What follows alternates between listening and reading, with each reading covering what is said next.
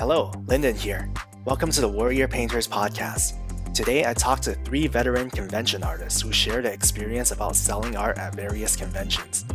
During our conversation, we talked about how to set up a convention table, strategies for talking to customers, and ways to make friends with your fellow artists. Enjoy. Hi, everybody. You might remember from previous podcasts. My name is Larry Quach. I'm a convention artist, but my day job, I am a theme park designer, freelance right now. Hi, my name is June Kim, and I do convention time to time. My daytime job is I'm working in a game company in San Francisco. Hey everyone, my name is Mauricio Abril, and I am professionally a concept artist and illustrator. I do a lot of theme park work, a lot of children's book work, and in conventions, I go by my artist, and I do a lot of fan art and a little bit of original art as well. All right, cool. So to break the ice, I know you guys all like to do fan art. So coming out this year, are there any series, games, or movies that make you really excited and you want to do fan art of that property? Oh boy, maybe fan art of Japan since 2020. Oh, nice. Yeah, that's a good one. I've been hearing good things about it. What about you, June? Anything you're excited about? I'm excited about the new Inuyasha spin-off anime that is gonna come out. I think it's about like Inuyasha's kids or Sesshomaru's kids or whatever. But yeah, I really love Inuyasha a lot, so I'm thinking about making one.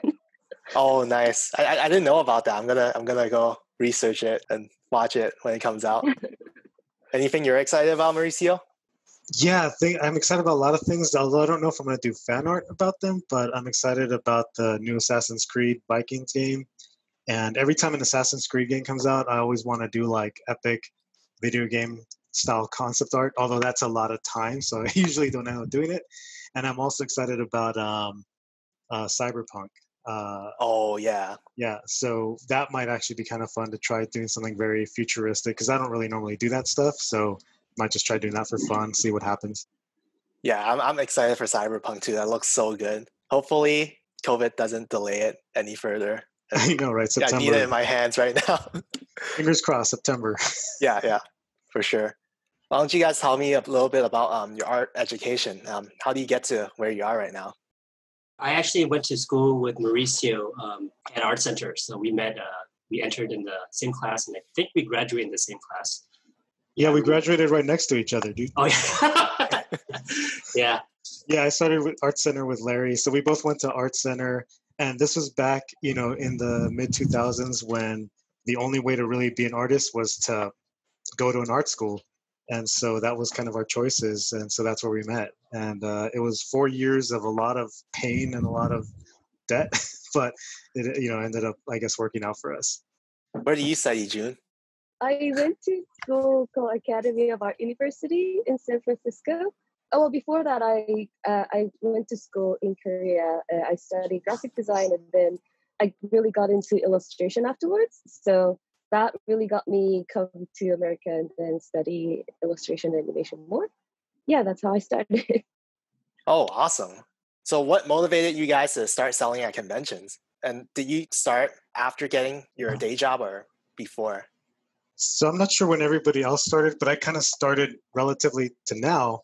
A while ago. I started in 2013. So again, you got to think about what the world was like. Social media hadn't yet blown up. Instagram hadn't yet blown up. So I was just a couple years out of art school. I had a day job as an artist in a design company. And I just, what most people don't realize is when you go to art school, more than likely your job isn't going to be that thing that you love to do in art school, but it pays the bills and it's fun, hopefully. So I started doing conventions because I wanted to be around other artists that were doing, other creative things like fan art or doing their own projects. This was before Instagram. I mean, Instagram existed, but before it blew up and a lot of artists became on Instagram. I didn't even have an Instagram at the time. And so, yeah, I just mainly did it for the fun community aspect of it. And then it kind of turned into a little bit of a side business. That's kind of how I got into it. What about you, June? Same situation as Mauricio? Yeah, similar. Like, I did it like right after I graduated, and it was before like the whole Instagram and social media got bigger. And I don't think Instagram existed that time, or was it? I forgot. After I graduated, it was kind of hard to meet a new artist or some other artist. So for me, I wanted to meet more artists, and then I wanted to do more networking because I just graduated. I didn't have a job at that time. I heard the convention was like a really great way to meet new people and surrounded by fellow artists. So yeah, that's how I started it. That's where you met Mauricio, right? Yeah, I met Yeah, we him were at Comic neighbors. Con. Yeah, that's awesome. And you're, how many years ago was that? Oh gosh, 2016. Conventions make time go weird in terms of relationships because you'll only see certain people like once or twice a year. So it's like, a lot has happened in between then, but the next time you see that person, it's been an entire year. Mm, yeah, that's for sure. Larry, what about you? How do you get into the convention? I've been going to Comic-Con as an attendee for like almost like 14, 15 years, waiting in line. And you meet all sorts of people in the lines, and then like you'll hang out in the lines waiting to get in for like hours, like talking about like 12, 14 hours at a time. So you're gonna make conversation. I made conversation with this dude, and I was telling him I was doing a lot of Godzilla artwork, and I was showing him on like my phone or something. He said, "Dude, you should go to G Fest in Chicago." I was like, "What's G Fest?" I was like, "Oh, it's a Godzilla convention." I was like, "Okay, cool." It's like, "Yeah, you should sell your artwork there. Like, it will really, really sell." I was like, "Oh, yeah, whatever." I didn't think about it. And then I think the year after, I did some fan art of like Adventure Time, this Adventure Time Gundam crossover, and it blew up on Reddit. And then somebody said, "You should sell this at print." So I sold at the 626 night market as the only print that I ever had. I only ended up selling one. So like I think that turned me off from cons for a few years. And then like I was in between jobs. So I said, this might be an extra way to make money. So I decided to take the plunge and buy a ticket to go to Chicago and do my first Godzilla convention. It was an interesting experience. Yeah, speaking of your first convention experience, how did your first conventions go, June? It was pretty okay. To be honest, I don't really remember most of it because I was very nervous at that time because I was just out of school. I never sold my artwork to any other people before. And at the convention, some people are artists, some people don't know anything about artwork. They just saw it and they like it and they just buy it. So for me, it was like a really nervous experience, but it was fun. Yeah, it was definitely a great experience to talk to a lot of people, and I think I learned a lot from it. In your first convention, do you end up like breaking even? Because for me, I was tabling with like 3 other people, and I barely broke even. And like, oh man, that was like crushing defeat. I have this thing in my house called a box of broken dreams. It's like where I toss all the prints I never sold into it, and I use it as scrap paper now. So, do you guys have something like that? I don't have a box of broken dreams necessarily, but I mean, as far as my first convention experience goes, and what I would tell people is you should really go into it casually at first, unless you have a big business game plan. Test the waters out, try a more smaller local convention. Definitely ask people, like, hopefully you might have some friends. I have to give a shout out to my friend Jackie Wang. She's been doing conventions since before I started. She helped me so much with like, oh, this is where you'd buy this. And she does, really beautiful art, and she's exhibited at all places. She really helped me kind of answer all those questions. So the first experience was really nerve-wracking, and I was just hoping that like, if I can just sell one thing, I'll count this a success. Definitely, I sold more than one. Thankfully, I didn't break even. I was still in the red. I'd spent more to set up everything and to all the supplies, but that makes sense because it's my first time. So I have all these startup costs. The thing is though, you should do it because it's fun, and you hopefully have a bit of a knack for like, oh, maybe I'm tapping into something that the people want. But definitely I wouldn't go in thinking, oh, you're going to make a ton of money the first time, unless you have a really good strategy with like, oh, I'm going to minimize all these costs, and you're going to sell something that people are going to just buy. But yeah, it was fun, and I would say treat it more casual at first, kind of test the waters. Yeah, for sure. That's a really good mindset to have. I have some friends who like didn't break even the first time and they're like, oh, I'm never doing conventions again. Yeah, it's definitely tough, your first convention. Speaking about startup costs, like what are some essential equipment to have to start up your convention career?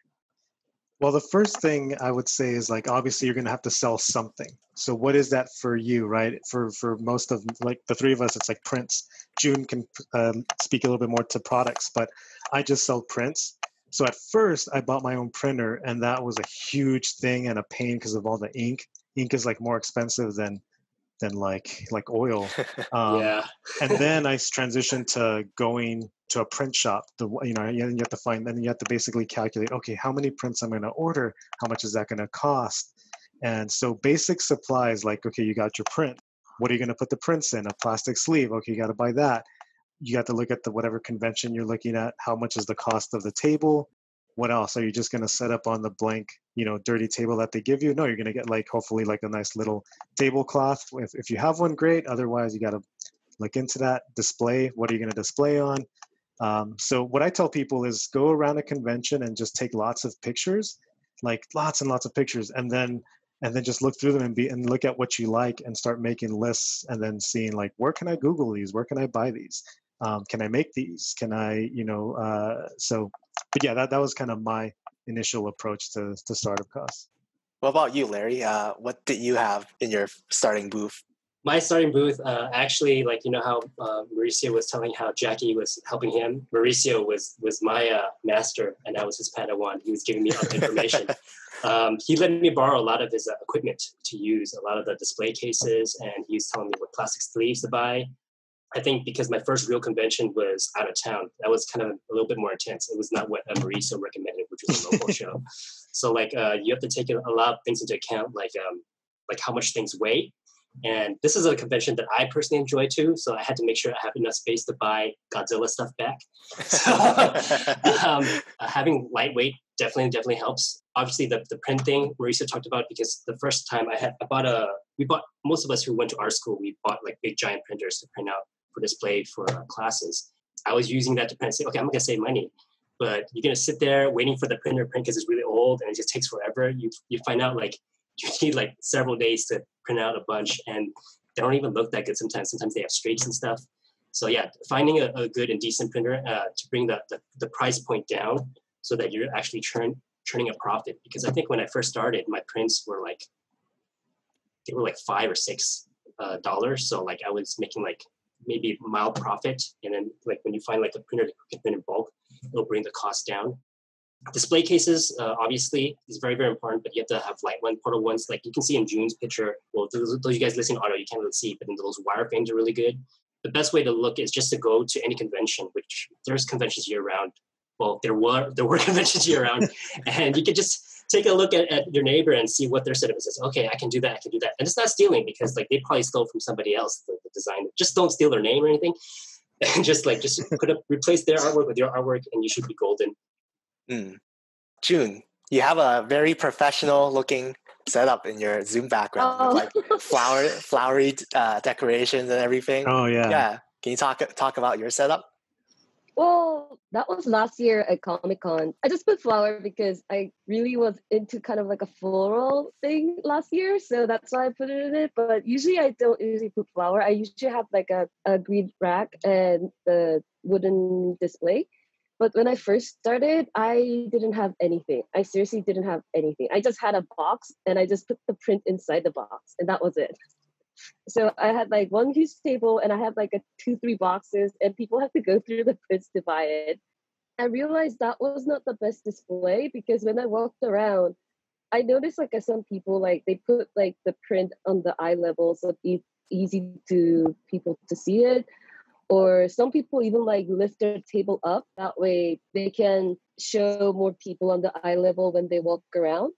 And I saw some people like decorated a lot of stuff with like their merchandises or some of the props. So that's how I got the idea for how to do it. And some of the display rack, I just asked my friend, like, where did you get this? Yeah, usually people at the convention, they're pretty nice. And when I ask them, they usually tell me like where they got it or which place is better to buy it and that kind of thing. So yeah, that's how I did it. Yeah, that's awesome. So every convention, you would find something in your own setup that might not work that well, and you learn a lesson from that.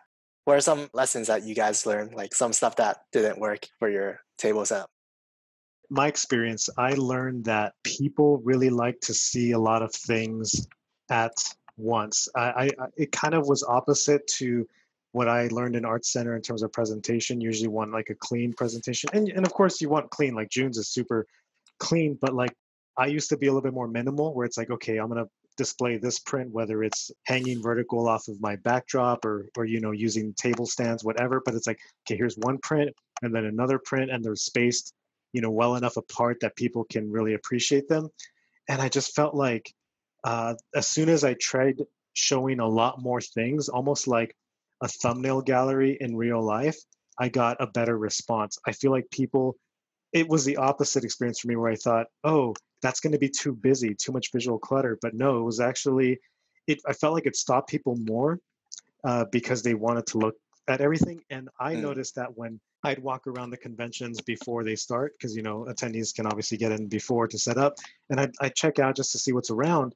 And I would naturally be more drawn to the ones where people have like prints just hanging in the background, like one after the other. Like I kind of just want to look at all that. So I'm like, so that's something I learned, and it took me years to learn Mm. that. Oh, okay, cool. So pro tip, just make your setup a real life Instagram profile, something like that. Kind of, yeah, probably.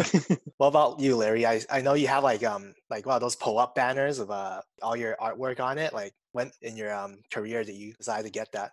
I think one of my other previous conventions, I asked another fellow congoer like what they recommend, and they would always tell me their setup. So the banner, I think I'm thinking about retiring because I would think, oh, one big image is what it takes. But I realize Mauricio's method of just having thumbnails actually works out better. Every single one that one of the people that I've seen that they sell really well, people aren't drawn in by like, we think about like focal point, right? That doesn't matter to them. They just want to see quantity. Yeah. It's like the best analogy I can give is like if you treat it almost like a swap meet. You go to swap meets and they have all those like knockoff like bootleg shirts that you have hanging on the thing. It's kind of like that, but instead of the shirts, you just have your artwork, just stuff like that. I would also say I have to do a lot of upper body exercise and lower body exercise to carry all the stuff around because you get really tired like lugging all that stuff around unless you have an assistant and you're doing yourself. So like get in shape because that stuff is heavy sometimes. Yeah, for sure. So you have a lot of experience under your belt now, Larry. So what artwork do you feel like sold the best and what didn't sell well? You mentioned a story about like flip-flops, something like that. Oh yeah. So my very first convention, like I think whenever we're in art school, like we're trying to, especially when they give assignment, we're trying to impress the teacher, right? So we're trying to think of the craziest stuff and the most original stuff. We're always thinking about originality.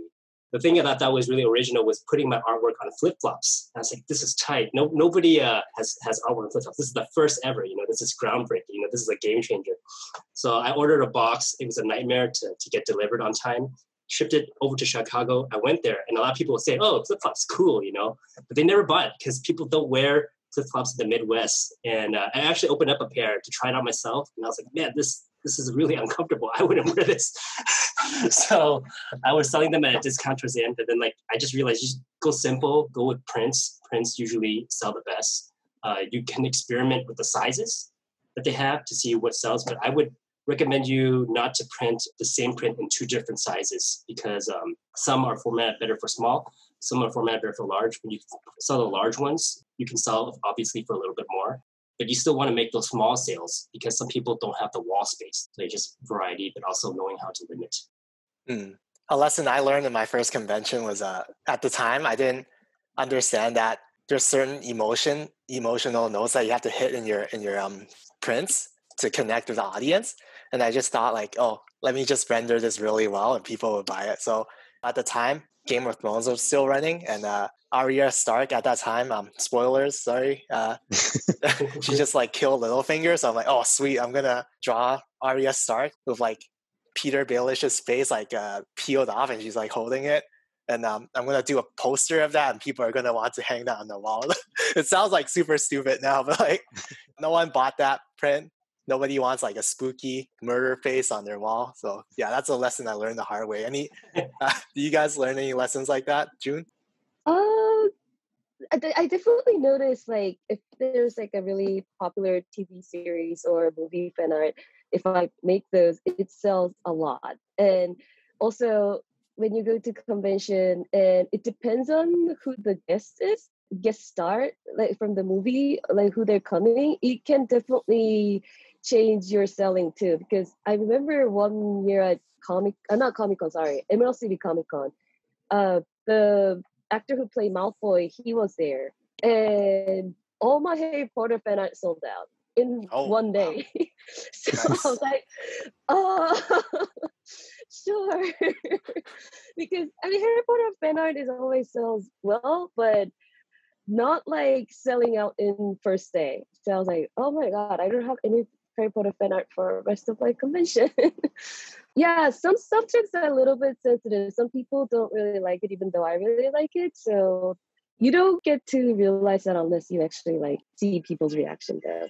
So what do you do when your prints sell out on the first day? Do you run home and print more like that night? No, because Emerald City Comic Con is in Seattle and I live in San Francisco. I know some of my friends, they bring their printer where they go. So they can, yeah, I know some people do that. Like they bring their printer to their convention. So when they sold out at night, they just print it out by themselves. But I have so much stuff to carry with me to Seattle. So I didn't have room for the printer. So what I did was I just told them I don't have any more at this moment, but I do have more in my studio, so I'll give them like a free shipping and they can order at my online store. Yeah, I volunteered for this artist once at their Comic-Con table, and he sold out of his print in day one. He was like, oh, didn't expect that. So he just went downstairs. It was Emerald City. He went downstairs to the post office and just like printed like a box more with the printer there, and he like sold out again. I guess like if your artwork is really good, it doesn't really matter like where you print it too. Yeah, that I was gonna just say, like I have friends who have sold out early in the convention, and then they'll try to find a local print shop and just print there. If I'm local, then yes, I will maybe print that. I'll go home that night and print some more if I can. Otherwise, I just eat the cost, or I eat the loss the loss of potential revenue, just because I don't want to stress. And also, like I prefer my prints to be of a certain quality. So not to say that the other ones aren't. If I try to run down to a FedEx and get stuff printed, I don't know what their paper quality is like. And like, unless all my inventory is sold out or close to all of it, then I'll try to do that maybe. But if it's just like one print that's sold out a little faster than I would have wanted, I don't want to try to. Because the other thing too, I don't know how it is for everybody, but I hate getting my prints made. It's always a chore getting stuff printed. Like, it never comes out the way it looks on my screen. So I always have to end up doing adjustment layers to my file so that it prints right. I just prefer not to deal with that because my work tends to have a lot of color and light. I find that it's easier whenever I have prints that are super graphic and flat colors. Those tend to print easier. But when there's like stuff that looks more like concept art, it can be a little tricky and annoying to try to get printed. But yeah, so I just eat the loss. Printing is like really kind of delicate work. Like you don't know how it's gonna come out. Like it depends on the paper, it depends on the setting.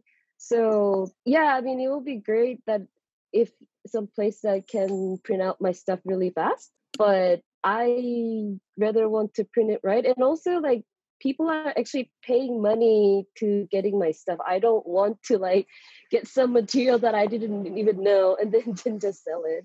Yeah, exactly. It's so true. Like even with my local printer, we work, like I'll go and do several print tests and they'll play with the settings to get it just right. And it's like, I don't think FedEx is going to do that. And just like, all they're going to do is load up the USB and click print. That's all they're going to do. That's because, yeah, I believe in my product, just like June was saying, and I don't want to sell something that's like on a thin, flimsy paper that may not print right. So I have a kind of like an opposite thing going on. Sometimes I have like multiple prints, one that I print on a printer, one that I'm testing on like texture paper, and I have a bunch. It's all varied, right? And some borders or not. When I do reprints, I kind of adjust the formatting, and then like I throw them all into the box, and I say I just want to get rid of this, so I don't have to deal with this. And then when I go to the convention, somebody's like, "Oh, do you have any of this?" "Oh, I only have 3 left, but these are have like 3 different kinds, and they're all like in different paper." And I'm like, "So you can choose, right?" And and sometimes they pick the shittiest one. I'm like, thank you, get rid of this inventory for me. So like to me, you know, like the customer's discerning eye is really different from what we see, you know, like contrast, they might like the paper, they might like the texture, they like the contrast, who knows what it is. So, you know, like sometimes like I overestimate the quality. So like sometimes I sell a print, it's all dark, and they say, oh, that's cool, just because it has this monster there. I was like, I'm gonna take it. Okay, well, go ahead and take it. Sometimes it's just we're sitting there and it's like, oh, the contrast is great, the saturation is perfect. Oh, this is perfect. But then like the kid's like, oh, I like that monster. I just want that. And I was like, all right, take it. Take this inventory. But then like I do agree with Mauricio. Every time I do a set of prints, I take my entire library of stuff that I'm going to print out, make thumbnails of them all across one big 11x17, and have them print out on 3 versions with different adjustment layers on each. And then like I pick which one works out the best. It's kind of tedious. Oh yeah, that's awesome. That's like called a contact sheet, right? Yeah, it's like a photography thing. Larry brings up an interesting point, like that kind of refers back to your other question, Linden, about experiences selling or trying to do stuff. Like, yeah, there's no right answer to this, but the issue of like what to draw and what to sell is a big thing, because you have to figure out who your audience is, I've learned. And you have to ask yourself, why are you doing this? Are you doing this specifically just to make money? Are you doing this to maybe potentially have another professional outlet to get work? But, you know, if you just want to make money, just draw portraits of superheroes doing nothing and they'll sell well. You know, like I can't do that because it's a little like, it's just not what I want to do.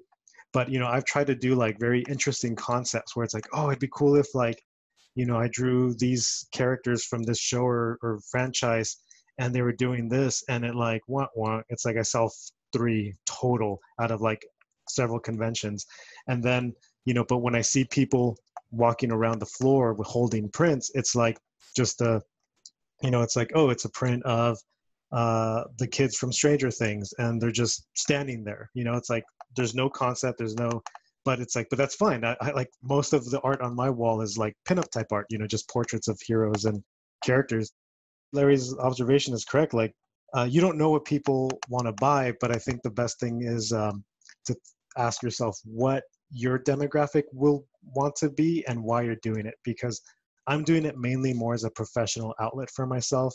And so the work that I've gotten from conventions is because of the work I've done, because I'm sticking to what I love to do, which is storytelling through art, cute things. As much as I wanted to try to, you know, maybe do like, oh, here's just a standard pinup, I feel like because I'm not known for that, and also because I'm not really doing it the way people want, it's like I still try to do like, oh, I'm gonna do like a pinup, but that's like a thoughtful pinup, like, you know, there's a concept behind it. It's like, no, people just want head and shoulders of Magneto.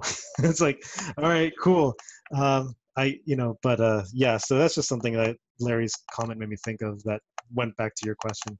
Yeah, that's great. Like your art, when I look at it, it always has like that extra level of storytelling. I can always like look at it for like a few minutes and like try to interpret your intention. Yeah, that's awesome. What about you, June? I know you do original art as well as fan art. What sells the best for you? I don't know. I can't really say like my fan art sells better than the original, maybe because I don't really have that much fan art. But yeah, I mean, there is some fan art that it sells really well. And there's some original that sells really well. But then again, some original, it was original, but some people think that it was from somewhere else. So I was like, okay, sure. Like I draw like I think it's one of my Zoom background. Like there's one girl with the giant leaf and the rain and thing. I just draw it because I had the giant IKEA leaf on my table, and I was like, oh, that would be cool to use as an umbrella. So I just draw it. But then a lot of people think that it's from Totoro. So I was like, sure.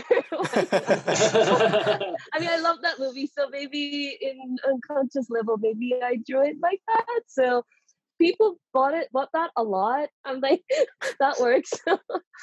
But yeah, I mean, like Mauricio said, I don't like drawing just like the head of like whatever character is or whatever, because that's not what I usually do. But fan art definitely brings a lot of people. That is for sure. People are familiar with it. And that's another reason why I keep doing fan art, because that will bring people in, and that way it will give them a chance to see my original artwork too.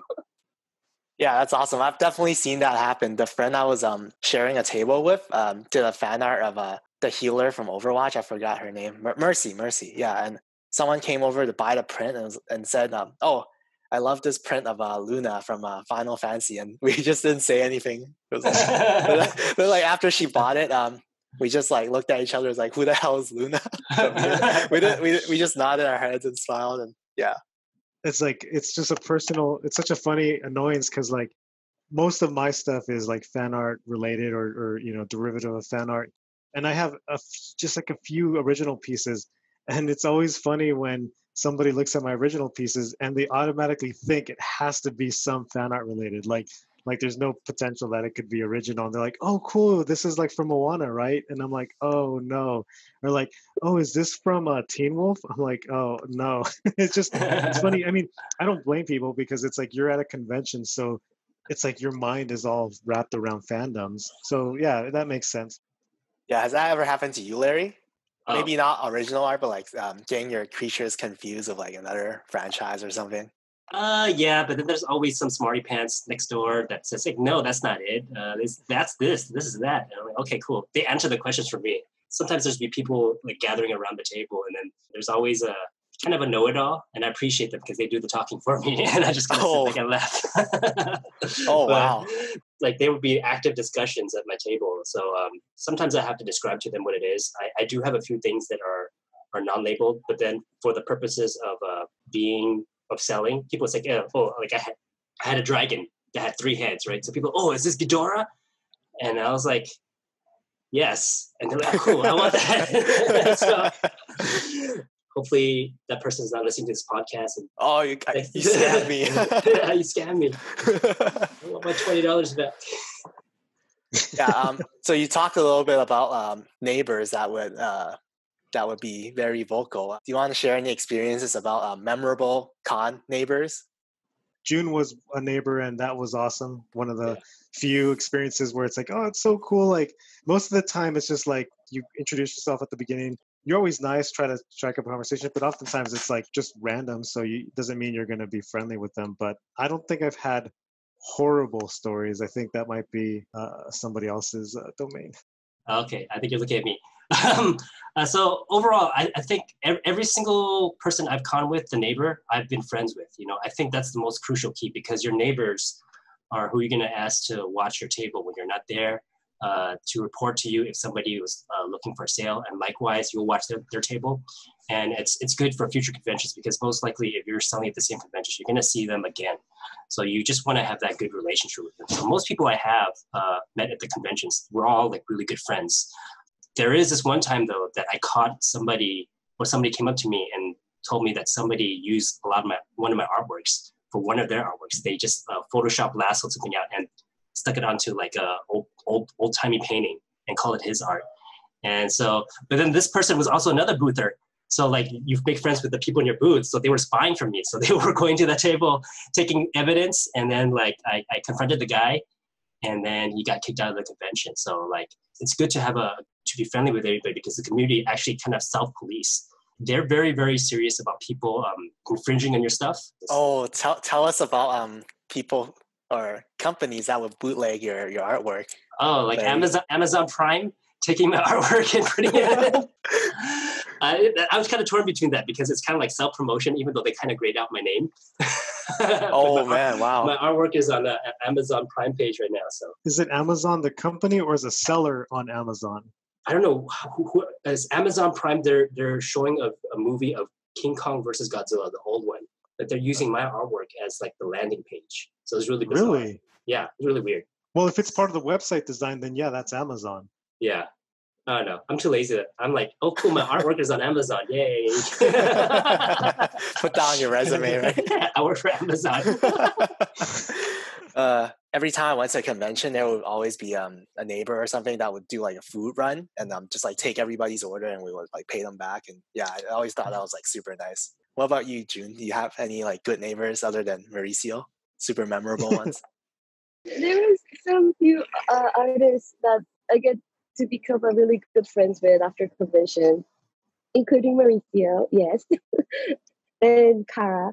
I think I got lucky. I never really had like a really bad experience with the neighbors. I mean, worst thing can happen is like they just ignore me, but that's pretty much it.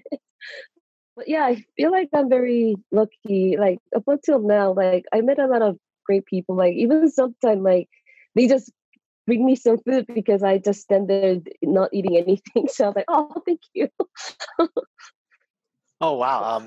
And do you usually have an assistant or do you go by yourselves to conventions?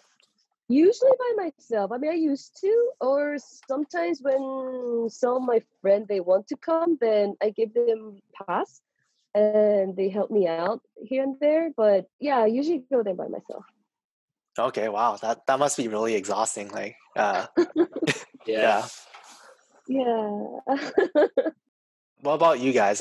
Do you go to the con with an assistant?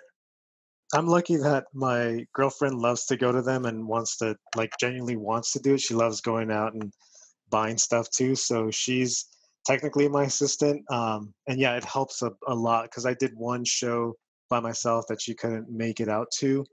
And yeah, it's stressful, but it's doable. Like most people kind of do it. I would say maybe 60%. I would say do it alone.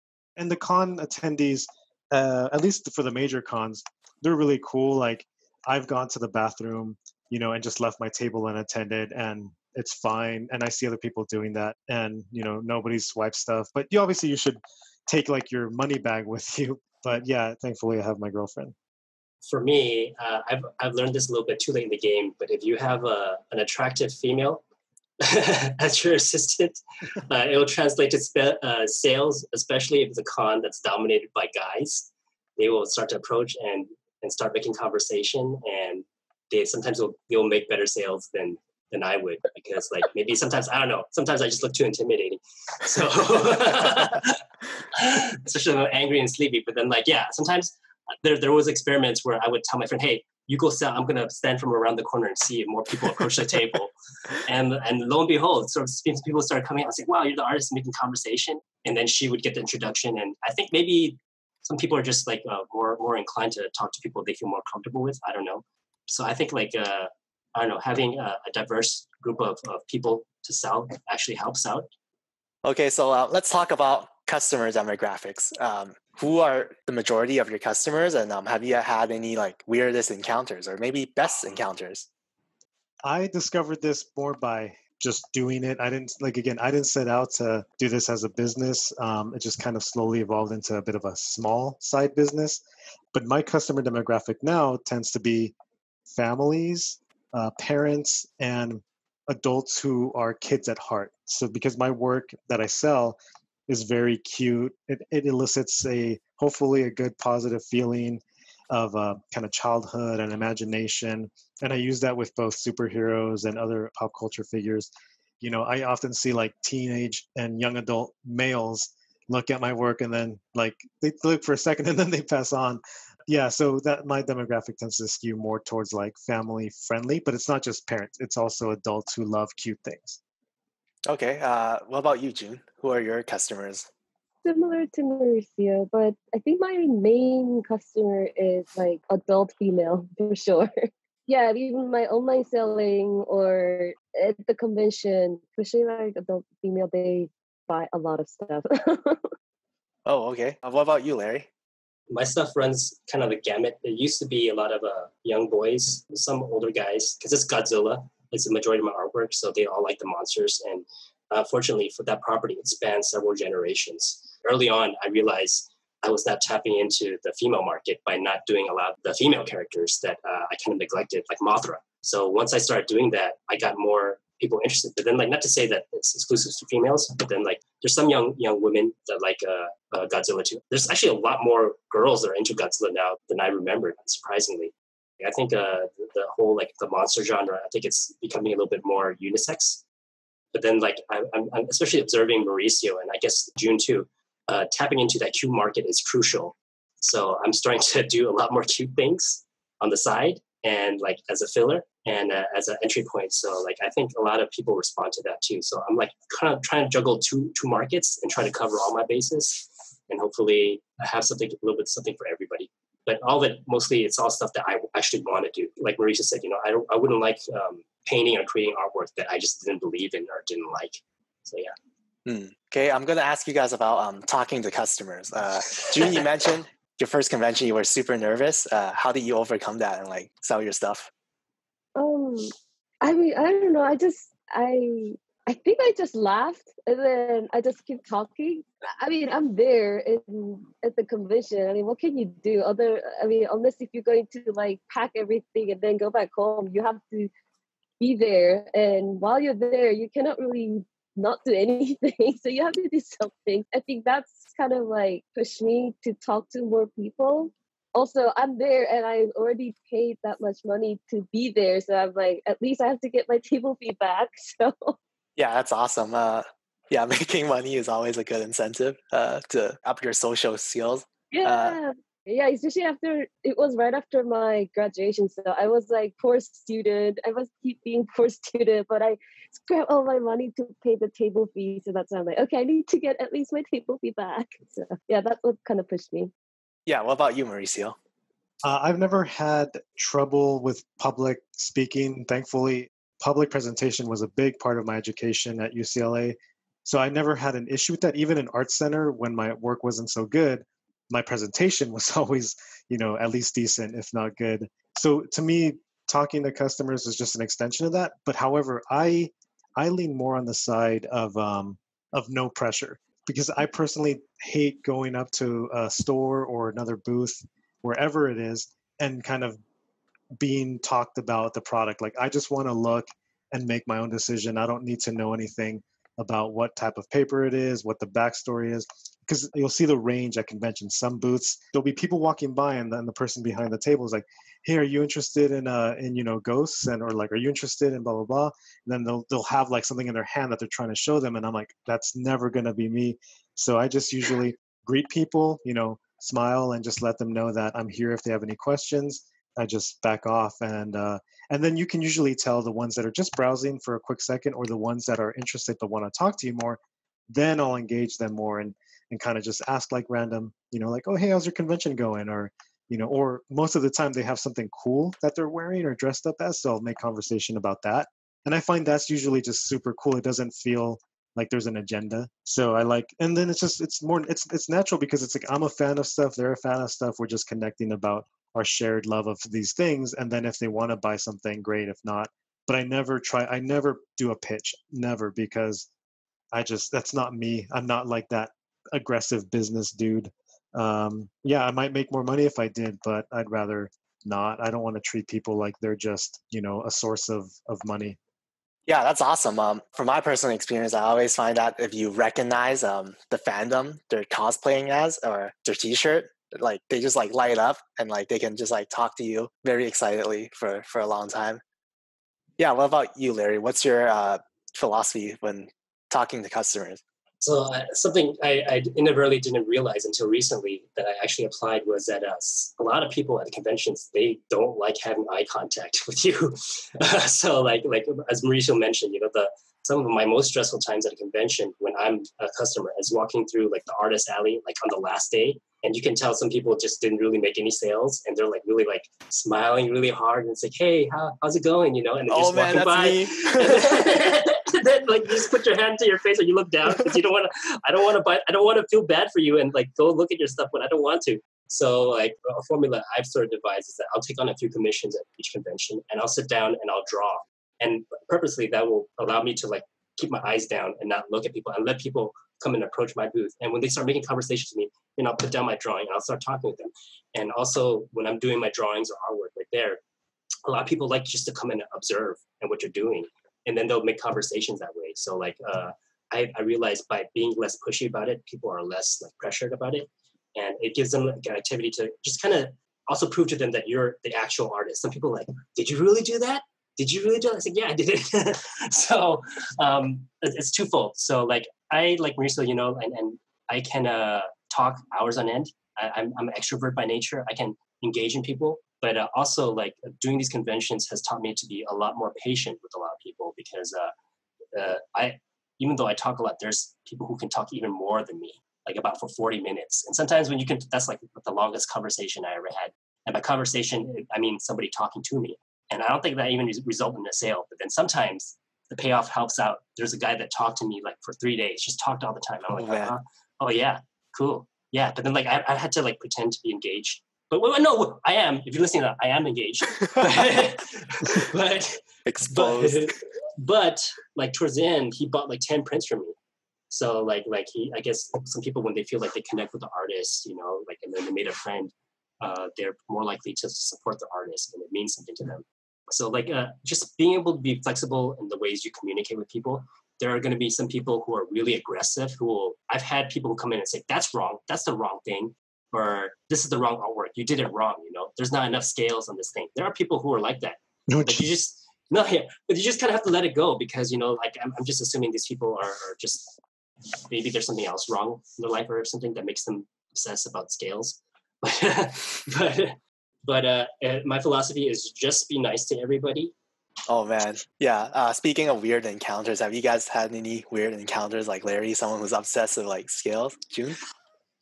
Yeah, I have a couple people who came over to my table and being very political about some stuff.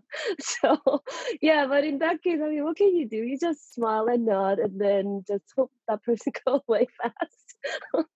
Oh, really? So what type of like political stuff do they bring up? Does it have anything to do with your artwork? Not really. I mean, most of the stuff is like, it's based on where I'm from, because I told them like I'm from Korea, and they're like, "Oh, I heard that North Korea is a huge problem. So what do you think about it?" I was like, "I don't know. I've never been there."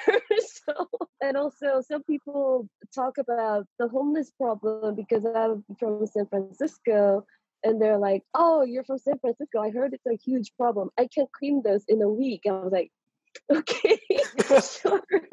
So yeah, I mean, it has nothing to do with my artwork or any convention at all. But yeah, in that case, I have no idea what to do with it. So I just smile and nod, and then just hopefully that person go away faster. Yeah, that's weird. Have you experienced something similar, Mauricio?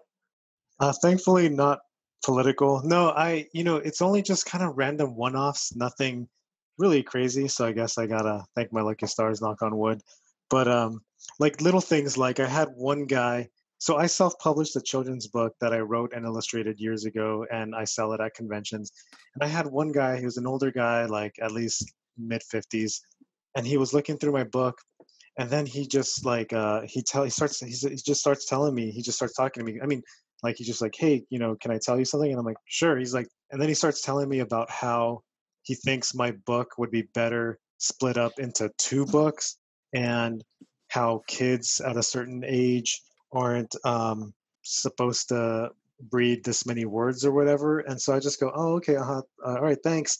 And then I look to my girlfriend after he leaves, and I'm like, "Okay, I mean, I said he was trying to help, but what does he want me to do? All these books are already printed." And honestly, he's the only person that has ever given me that feedback. Everybody else, parents that I both know and fans of mine that have bought my book, have written to me and said how much they love reading their book to their kid. And even if like their kids are little, they'll read the book to them. And it's just a sweet, simple little story. So it's just, every once in a while, you'll get a person. It's just weird to kind of, that just wants to tell you how to do your thing for no reason. Like, it's not like if it was something that I felt like he could genuinely help me with, like if it was like, he was like saying, "Oh, hey, your thing is falling over. I recommend, buying this." And he shows me on his phone what to buy on Amazon. I'm like, "Oh, that's really cool." But that wasn't really helpful.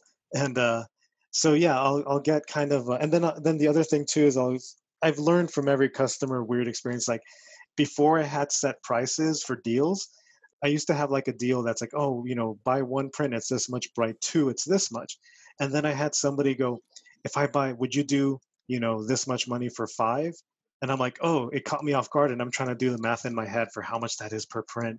And I'm like, and I forget what I said, but then that forced me to then go, "Okay, next convention, I'm going to have specific prices for every amount of print that somebody could have. So like buy 2, it's this much, buy 3, it's this much, buy 4, it's this much, to prevent that, because some people, not because they're trying to, take advantage of you, but they just want a deal. And it's just weird if you're not prepared for that. So yeah, just little things like that. Yeah, having those conversations or doing math definitely drains your energy. How do you guys manage your energy for like long conventions over like a weekend? I'll throw it to June.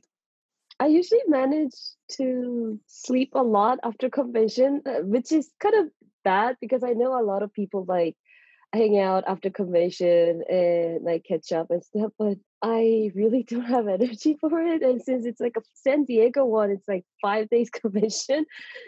Yeah, I agree. Like, I don't know how some people do it, where they go out afterwards. Like, okay, so a typical convention starts at 10 a.m. Typically, they open up half an hour earlier, so 9:30. Artists need to get there at least an hour before. Some people don't; they just get there at the same time. But let's say you want to set up and relax and walk around a bit. You might get there at 8:30, so you might wake up at like 7:30, whatever. Then the convention goes to 7 p.m. You close up for the night. By the time you get back to your hotel, depending on when it is, it's like maybe 7:30. And after I eat dinner, like my girlfriend and I just want to, like, I'm done. I just want to sleep. I don't know how people go out and drink and hang out. Maybe we're the wrong people to ask about this, but I mean, it's a good networking thing. I will agree. I've done it once or twice, and it's fun to just make those relationships. But yeah, as far as energy, just eat during your table. Make sure you have fluids and enough food in your belly. Pack like snacks, sandwiches, whatever you can. Yeah, for sure. Snacks is like essential for a long convention. Larry, I feel like you would be someone who would go out and party after every convention. Oh, so yeah. is that something you would do? Yeah, and then I openly nap during conventions. I just sit back like this with my mouth open. And then when somebody says, oh, there's a customer, they'll poke me. No lie, that's the truth. Yeah, it just makes you a little bit more normal, more relatable for some people who like to take naps. Yeah, the first couple Godzilla conventions, I would just go back to my hotel room and or I'd just go out and explore the city. But afterwards, everybody's like, hey, why don't you just go hang out with us? So the past few years, people go out and they go drink and they get really, really drunk at night. This is insane. You guys are even older than me. How do you do it? But some people have that sort of energy because it's for a lot of people who are doing these conventions, this is also their chance to kind of like have their vacation. For me too, like a lot of times you're going to a far off destination, you're going to a new place to experience. Of course, you're selling stuff, but there's a lot of things for you to see too at the convention. So you kind of want to enjoy it too. But I think it's getting harder and harder every year. You just have to eat healthier, figure out ways to stay awake a lot longer. For sure. Especially this year and probably for the next year, there's going to be no conventions, like physical conventions. So how have your business strategies like for selling prints and merchandise changed to deal with COVID? Yeah, so with me, I've been thinking about that. So if most conventions are going to be digital or virtual, it pretty much means that it's all online sales. So that means normally the discounts that I would offer via conventions, I'm going to start to offer online, which I've already started. Like I did that for Comic-Con at home. Because, one of the things about going to conventions is you want to kind of give the convention goers like an incentive to buy there versus buying online. So you make things a little cheaper or you offer group discounts. So that I'm just transitioning that to my online store. I'm also going to be a little bit more open with what I print, because in the past, the way I look at my inventory and my business plan is, okay, if I think only 5 people will want to buy this, then it's not worth making a print. So I'm not even going to add it to my stock. But if I think 20 people will buy it, then okay, I'll try it out. I'll experiment. And if I think based on online response, if it's really good, then I'll print a lot. And the reason for that is also you're lugging this stuff physically to places. However, now there's no lugging around. So if there's a print that, a couple of people online say, oh, will you make this a print? If I normally wouldn't have made it a print, I'll now, be happy to make it a print because I don't have to, print 50 of them. I can print just 5 and I just, sell those 5.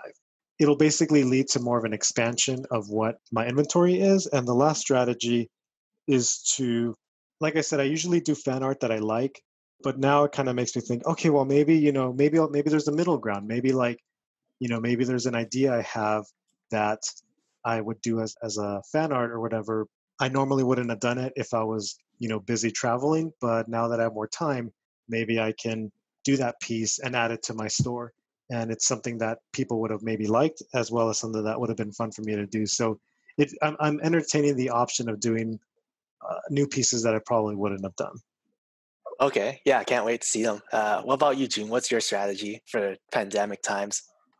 To be honest, I didn't really thought about much other than giving like a free shipping on my online store, because like when you go to convention, you don't have to pay shipping at all, like because you just pick it up right away. So far, that's the only thing I offer, but I do see a lot of other artists how they do, because I am actually curious how I need to do it during this pandemic, and especially like everything is going virtual. I'm still learning a lot, but one thing that I do want to do is like maybe I can do some live video or like live Zoom thing, so people can actually like I can actually like talk with people, but I haven't done it yet. Okay. Yeah, what about you, Larry? Well, when the pandemic started, one of the first things that I do at conventions that I don't really make any money off of, but it's like a entryway to kind of like get to know people, is I like to draw for kids. So like I was hitting up a lot of my friends' kids, and I was live streaming like doing requests for what kids want to see. So I started doing drawings for kids for their birthdays and stuff, special events. But then like in terms of doing print sales, I think that sort of made me nervous, because like I don't really know the efficiency of shipping.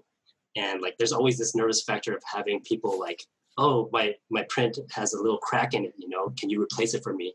And you're going to send it to them again, and you're going to have a net loss. That's what I actually just experienced right now. So I'm slowly getting together, accumulate the supplies that I need for shipping, trying to make it foolproof so that I won't send damaged products. But the whole print game, like I think that I'm making it scaling kind of small, but because I'm fortunate enough where I have other avenues of revenue stream, other jobs, like having a regular day job, I think I'm less reliant on conventions as my primary source of income, which, for some other people, that may be their primary source of income. For me, I'm taking this opportunity to just have a breather and recollect and make even better artwork, and think about whenever the convention circuit returns, how to make it really, really efficient, because I don't have a perfect system right now. Even though I've been doing it for 5 years, it's been constantly evolving and trying to improve it, and I don't think I have it right yet. So I'm appreciating the time off for myself. All right. So last question before we head to audience questions is, what's your favorite convention to exhibit at, and what makes a great convention experience for you?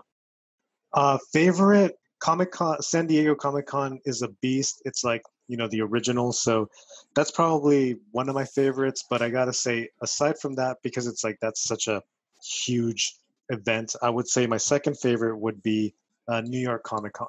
It's just so efficiently run, and it has such an interesting vibe because of the demographics of New York are just so diverse. So yeah, I haven't been to the New York one yet. I really want to go, like once things open back up. Yeah, what about you, June? What's your favorite convention? Yeah, I mean, San Diego Comic-Con is hard to hate. It's like, of course, one of the biggest conventions that you can go. So it's really great. My other convention that I really like is Emerald City Comic-Con. I think that's run by same people who runs New York Comic-Con. Repop, yeah. Maybe that's why. But yeah, I mean, I really love the vibe. It's not as big as San Diego, but I feel like people who go there really appreciate like all the independent artists, and they don't really go there just for like a huge movies or just like for a big company or like collection artwork. As an independent artist, I feel like I'm more appreciated when I'm there. I mean, not sure that makes sense, but yeah. Yeah, for sure. I haven't been to all the conventions yet, but yeah, Emerald City is definitely one of my favorites.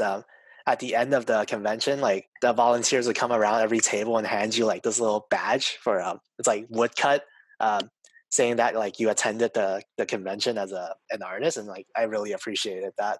Yeah. What about you, Larry? What's your favorite Godzilla convention? It should be obvious now. It's probably G-Fest, because when I'm there, I feel like a rock star. So when I'm with regular people, they're like, "Oh, you like Godzilla art?" oh, you Godzilla nerd. But when I'm there, it's like, oh my God, you did that.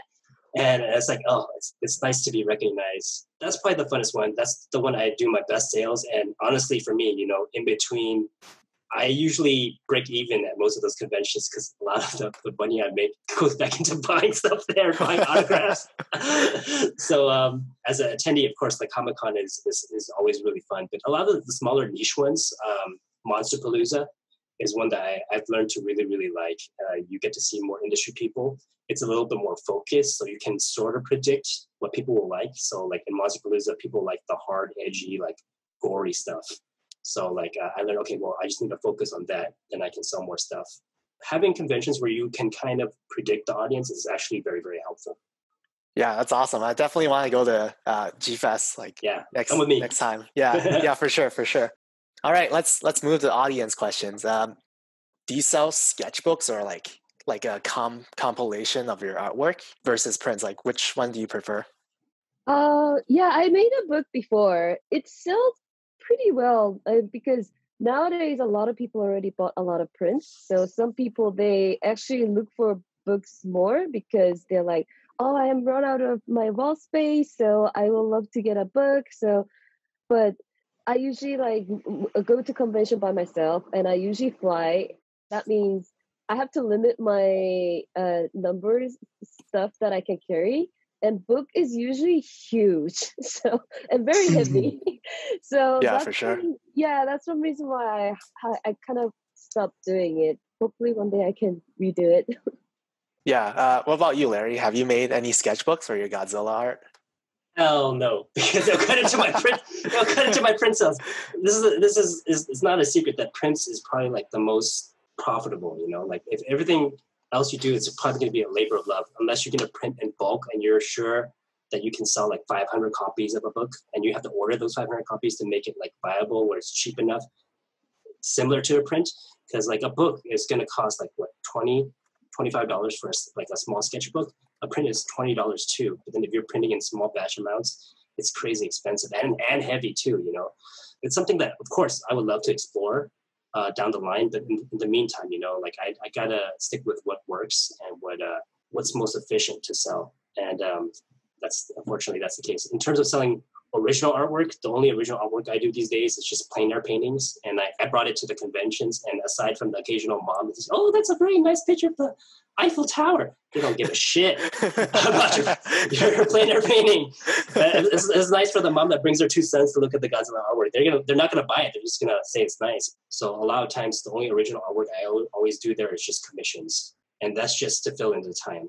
So Larry, you talked about going to Godzilla Con and like buying a lot of stuff on the way back. So what type of stuff do you see in other people's tables that they're selling that you really like? Not prints. I think as a print artist, I don't want to buy prints. What usually happens at the end of conventions is like a lot of times the tables near you, they do print swaps. Just like a nice gesture. It's kind of like signing a yearbook, I guess. But other than that, all my money goes towards like tangible things. Like prints are tangible, but like action figures and stuff like that. I'm cool. Yeah, for sure. The art trade at the end of every convention is like my favorite time during the whole thing. Yeah. What about you, June? What do you usually like to see in other tables? Some cool artworks, or sometimes like very cute like toys and stuff. I love like a lot of stuffed animal. Yeah, obviously, of course, cool artwork. Yeah, the same for me. I try to pick up like every art book from like artists I admire at conventions every time I go. What about you, Mauricio? What do you like to see and buy from other people? I buy a lot of prints, and if somebody wants to trade with me, I'll trade. But I always offer to buy first because I feel like I don't like to put anybody on the spot because I don't want to be put on the spot. I hate when an artist comes to me and says, hey, do you want to do a trade? And I'm like, I don't even know what their work looks like. Anyways, but I buy a lot of prints, and a lot of the prints I buy are just pinup art. It's like Ninja Turtles looking badass, like that with no concept, or like, Black Panther or like, Wonder Woman or whatever, just like super, whether, or it's a mix of original too. Like I bought a lot of June's prints when I first met her, and there's her stuff is super graphic, like just stuff that I like looking at. I just buy a lot of prints of cool visuals, I would say. Okay, do you have any advice for someone who wants to start their convention career? Should they start with the smaller cons? I know you answered this earlier, Larry, or Mauricio. Yeah. Yeah. What about you, Larry? What do you think? Just because you want to do a con doesn't automatically mean you're going to get into it. You're going to have to apply, and they're going to do a jury for some places, and they're going to see whether or not your stuff fits the convention. So I would say just don't be really picky. There are some conventions that you have to try to get into it first. And I would say, yes, definitely the smaller cons. Local is the most important thing. See if a lot of us can't even tell if the stuff that we have will sell. So you have to get used to probably either breaking even or even going at a loss the first time and understanding where you went wrong. You're going to be able to also kind of see a lot of your competition, the quality of work they have, and see what sells. You've got to start somewhere and make your mistakes. Okay, so that's interesting. You mentioned about the jury system. Is there anything you can do to your application to make it stronger? Well, they usually just ask for your social media handles, and so they'll look at what your work is online. So I mean, it's not really something you can do, but it's something more to think about. I mean, you can if you want to go back and curate your social media, but, they want to make sure that you're serious. So you're not just doing, random doodles, but you're trying to put your work out there, trying to build a following, and also that it's appropriate for the convention, right? So that it's not like you're doing really stuff that's extreme or niche or whatever. So it's the advice would be to change what you're doing, but really I wouldn't tell anybody to change what they're doing, but just be mindful of that. So, if your social media is half your life stuff and half your art, maybe you want to try to do two socials. One's your life, one's your art. But just know that they do ask for your handles so that they can see what it is you are presenting to the outside world. So the more professional you are, the better off your chances are. For sure. What about you, June? Do you have any convention wisdom to share with people starting out? I agree. It's better and wise to start local because you don't know how much money you will actually make. Money is not everything, but you're spending money to be there. So it's good to have some money back. And you're there because you want to sell and see how your artwork is doing. So doing local, the good thing about it is you don't have to worry about your flight. You don't have to worry about where to go. You don't have to worry about the hotel or where to eat. All those unnecessary stress that you don't have to deal with. And don't get too discouraged because your stuff doesn't do well, because sometimes it totally depends on what kind of crowd it comes. Sometimes it totally depends on what kind of fair or convention that you go. For me, I notice a lot of different things that sells when I go to Comic-Con or Emerald City Comic-Con or when I go to local fair. I went to Cherry Blossom Festival. I went to some night market and that kind of thing. And the reaction from the people are really different. Don't get too discouraged even though it didn't do well at the first time because it definitely takes time. For sure. So just persistence and determination. I have something to add. One thing I really, really wish I did a lot better during my first few conventions was document everything in terms of writing down your sales and documenting your setup so you know how to improve for next time. Writing down your inventory, stuff like that, keeping track of everything. Not only for tax purposes, but also because you're going to use these all as tax write-offs, but if you're in it for business, but also just to understand what's working and what's not. You're not going to be able to remember everything. Once you kind of have a good estimation of what works and you document everything, it will help you in the future conventions. So be a little bit diligent about that. Get used to Excel. I hate Excel. All right. That's all the time we have for the podcast today. Thank you all for the veteran wisdom. Gonna take these lessons with me next time I go tabling. Thanks guys for listening. Yeah, thank you for having us. Thanks for listening. We love hearing from you.